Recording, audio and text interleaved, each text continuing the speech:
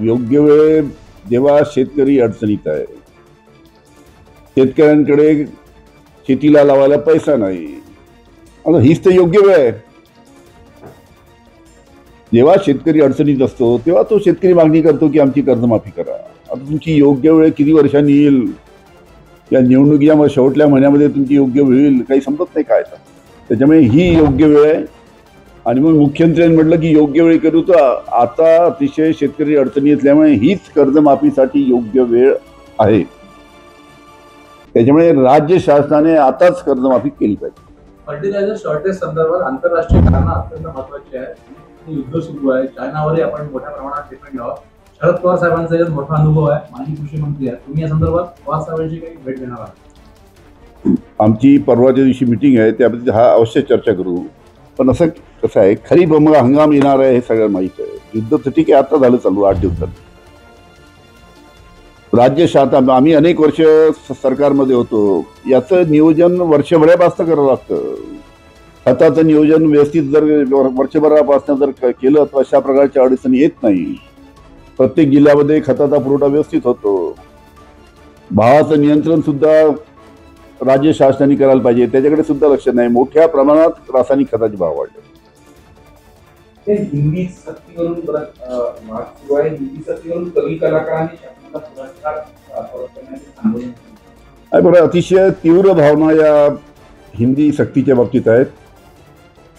त्याच्यामुळे राज्य शासनाने याचा अवश्य विचार करायला पाहिजे. आपण पाहिजे अनेक तज्ज्ञ आहेत, अनेक तज्ज्ञ मंडळी सुद्धा याच्यावरती चिंता व्यक्त केली आहे की हिंदी भाषा त्या बाबतीत जो काही निर्णय राज्य शासनाने घेतलाय त्याचा त्यांनी फेरविचार करावा, अशा प्रकारची मोठ्या प्रमाणात राज्याच्या प्रत्येक भागातून मागणी येत आहे. त्याच्यामुळे हिंदीच्या बाबतीत जी आक्रोश त्या निमित्तानं लोकांमध्ये आहे, त्याच्या बाबतीत राज्य शासनाने लवकरात लवकर निर्णय घेतला पाहिजे.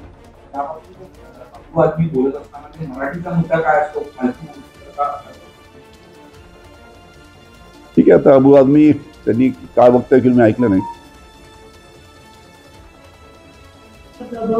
पक्षामध्ये शरद पवारांची साथ मी सोडली, ते चूक झाली. मला आज त्याची खंत वाटत नाही, पण माझी चूक झाली असं वक्तव्य त्यांनी. शरद पवार साहेबांची साथ ज्या अनेकांनी सोडली, ते जेव्हा एकांतात आम्हाला भेटतात तेव्हा ते हेच सांगतात की एका विपरीत परिस्थितीत आम्हाला शरद पवार साहेबांची साथ सोडावी लागली. पण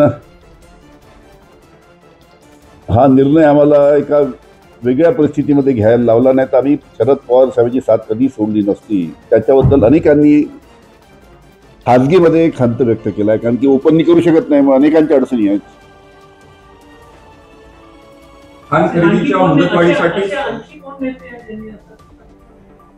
आता भास्कर जाधव साहेबांनी तर स्पष्टपणे सांगितलं की मी शरद पवार साहेबांची साथ सोडली, ही अतिशय मोठी चूक केली.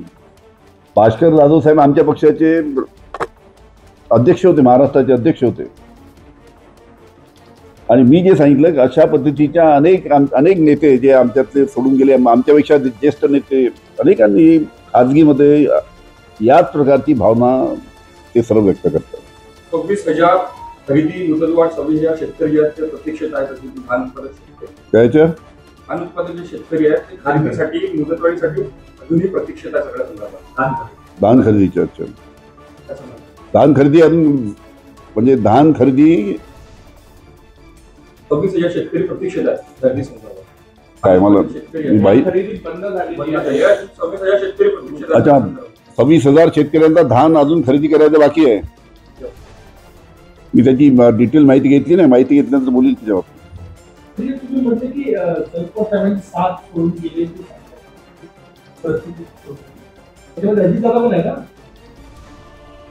मी कोणाचं नाव घेतलं?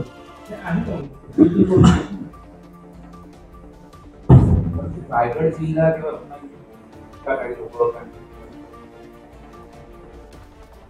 सर्व महाराष्ट्रातले लोक आहेत, समजलं की नाही, आणि ज्येष्ठ आहेत,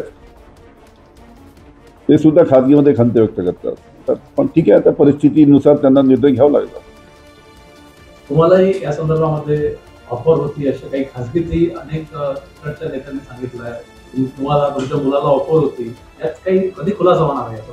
पुस्तक वाचा माझं. मग मी जे पुस्तक लिहिलेलं आहे डायरी ऑफ होम मिनिस्टर, त्याच्यामध्ये त्याचा उल्लेख केलेला आहे. आणि मला ऑफर होती, मी गेलो नाही तर माझ्यावर कशा पद्धतीची कारवाई झाली, हे सगळं तुम्हाला कल्पना आहे, सगळं डिटेल लिहिलं आहे.